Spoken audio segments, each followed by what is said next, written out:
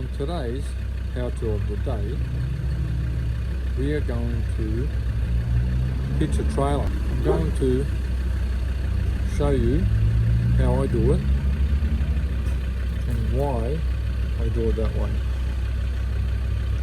Let's do it.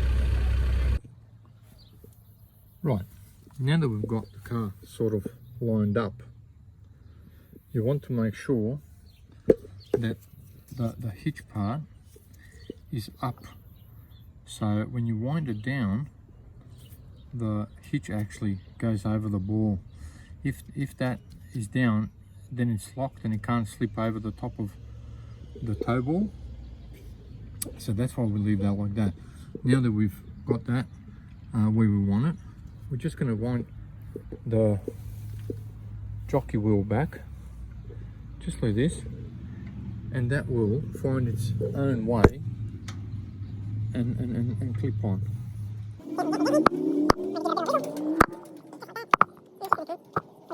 There we go, she's on. Once we do that, keep winding it, keep winding it, keep winding it, so that it clears the ground. Once it's loose, then we can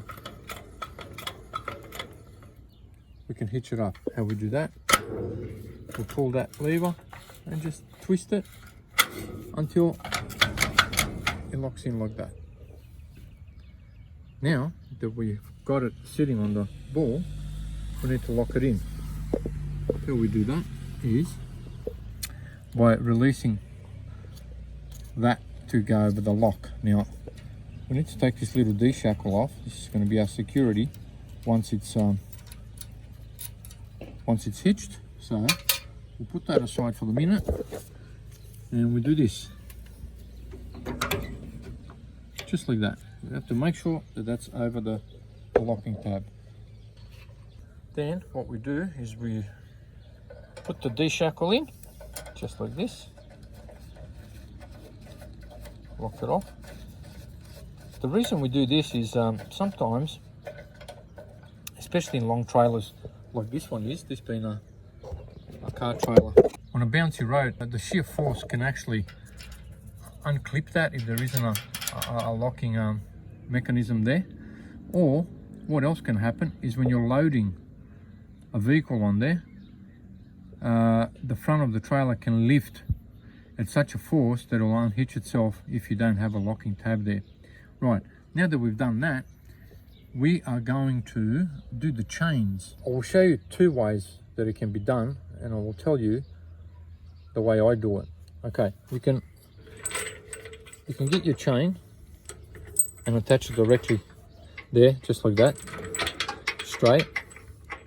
However, what happens if it unhitches, the chain ends up being quite long, and the bottom of the hitch can bottom out into the road. How I do it, I cross the chains just like this. So the chain from the right hand side of the trailer will go into this left hand loop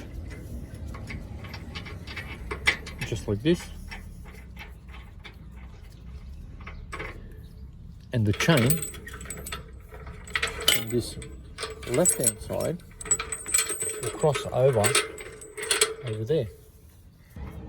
Because they're crossed over, the hitch cannot hit the ground.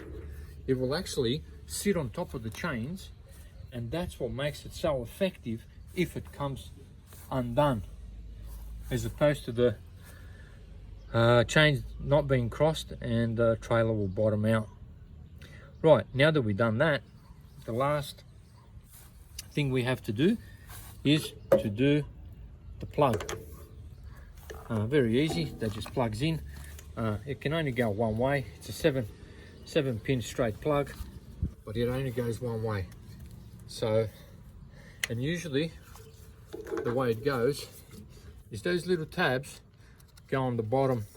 As the little trapdoor opens, that's how they go. They go on the bottom of the plug, and we are done. If we're going to go in reverse, what we need to do is we need to flick this little tab over. See this little tab? What that does is prevents the hitch from going back. Now if the hitch goes back, it pushes this piston onto the handbrake. So the handbrake's applied now. This is how we release it, okay? Now imagine when the hitch pushes back, it actually pushes onto this lever here, and that's how it applies brakes. If we need to go in reverse and we haven't put that on, what's going to happen is that's going to hit the brakes. So we're actually pushing the trailer with the brakes on. We need to flip that tab over if we are going in reverse. If we're going forward, make sure that you undo that and you let it sit just like that, because if you don't, you will not have any brakes, as the hitch will not be able to slide back and apply the brakes. Right, that will be all on today's how-to of the day. Thank you very much for watching How to Pete, and we'll see you in the next video.